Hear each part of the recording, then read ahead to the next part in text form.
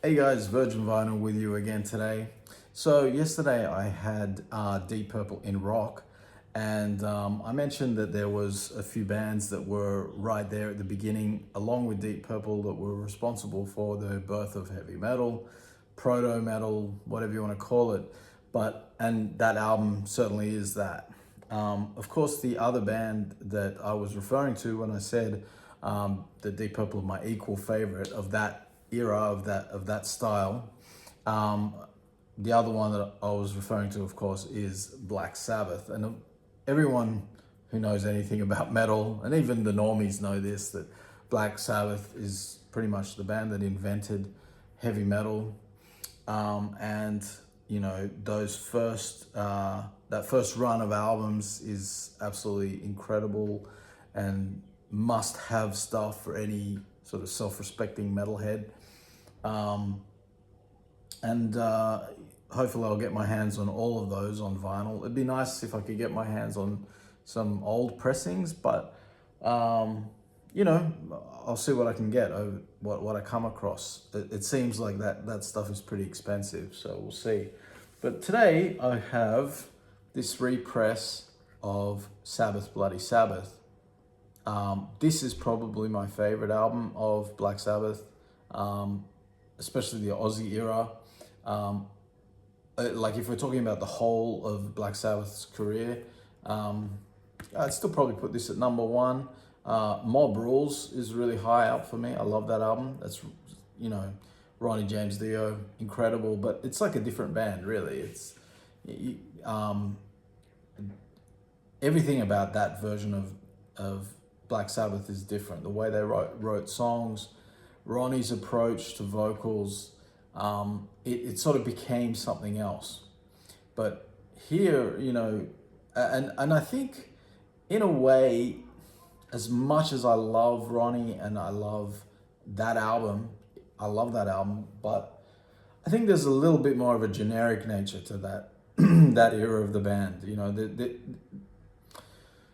There were plenty of other bands that sort of were sounding kind of similar to that, whereas the Aussie era of Black Sabbath, the first, I would say up until Sabotage, all of those albums up to Sabotage are really so unique and so special. Like they're doing things on those albums that is really unlike any other metal band, and yet they're also setting a blueprint that many metal bands are going to follow. Of course, the whole doom metal thing would come out of Black Sabbath's heavy riffs, but like they're doing all these things that are more subtle, that are not totally obvious to the casual listener. I would say, like, the bass lines and the drumming are far more sort of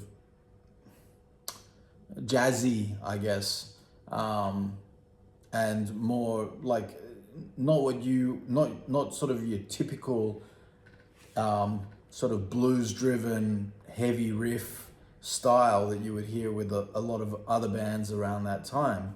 And the drumming, Bill Ward's drumming is really interesting and cool too, and unique for heavy music. And so that lineup, you couple that with the genius of Tony Iommi's riffs, which are born out of him losing his fingers and having to play, forcing him to play in a different style, and lowering the tuning of the strings and everything like that, and creating the sort of rubber thing that he wears on his finger so that he can play. All of those things sort of contributed to Tony sort of writing these darker, heavier riffs and playing in that style. So, you get the debut, which is groundbreaking and invents heavy metal. Then you get Paranoid, and it sort of gets perfected and commercialized, really, with the song Paranoid becoming a massive hit. Then, of course, you get the incredible Masters of Reality, which is, to many people, that's their favorite, and I can totally understand that. It's like the doom metal gospel right there. That's the blueprint of doom metal that's going to go forward. I'm not a huge doom fan, so like, but when Sabbath do it, I love it. You know, it's great. It's a fucking amazing album, and I really hope I can get a copy of it sometime soon on vinyl. Um, I think I'm not the greatest when it comes to Sabbath history. I'm not claiming to be an expert. As you know, on this channel I'm showing a new record every day from different styles and stuff, and I'm just shooting off the cuff from my own.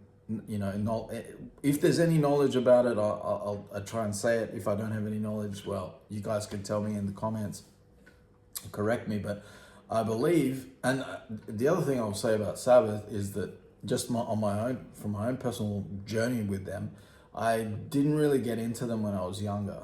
I don't know, it didn't click with me until I really got into my, I don't know, when did I really start to like, I think it was like in my late 20s, you know. It wasn't one of my early bands, which is strange because Deep Purple was, and Led Zeppelin was, and I was even into like Lucifer's Friend before Black Sabbath. But yeah, I don't know why. I really don't know why. It's one of those weird ones, you know, like sometimes, you know, bands that just don't click with you for whatever reason.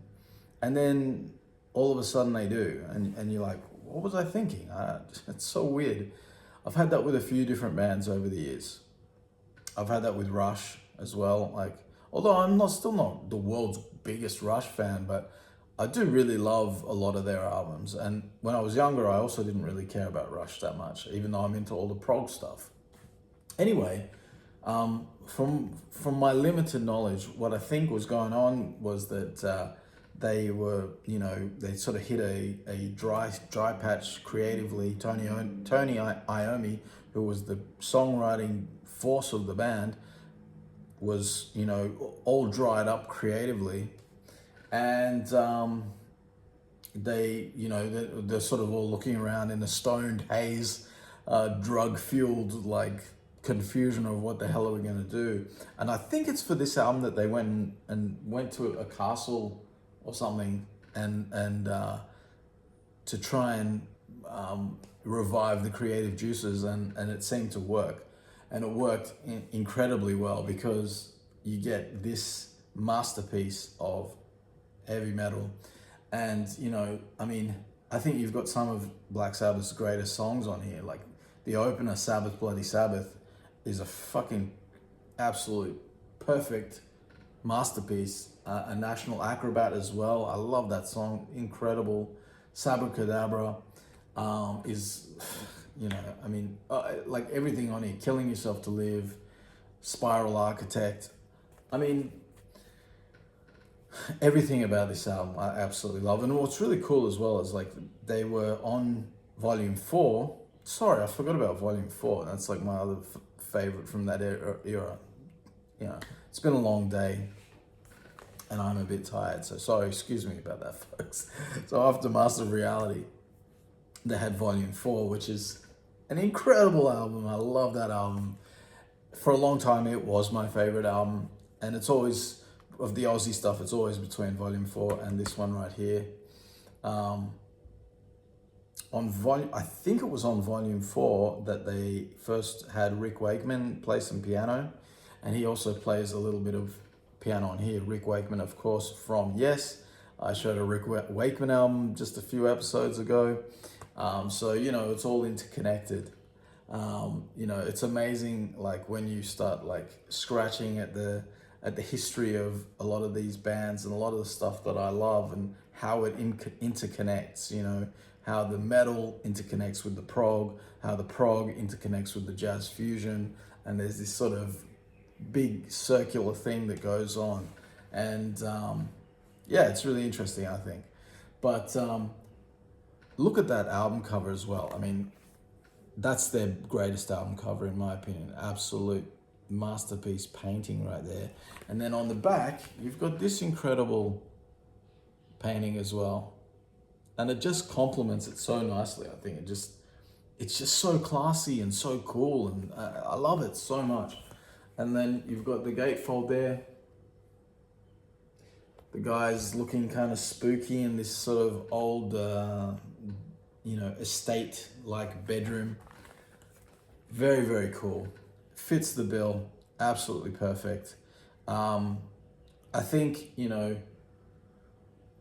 they once they got to Sabotage, that's kind of like, for me, that's kind of where the Aussie era is like reaches its peak.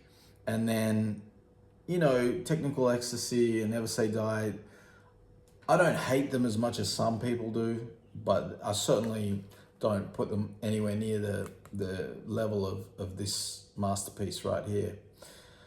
Anyway, that's it for today. Thanks for watching, and hit the subscribe, and I'll see you tomorrow. And let me know what you think of Black Sabbath, because I'm sure you're going to say, well, they're fucking the greatest band that ever lived, and how come you fucking were so stupid that you didn't get into them when you were younger, and how come you don't know all the fucking facts, man? Well, tell me in the comments, and I'll see you guys tomorrow.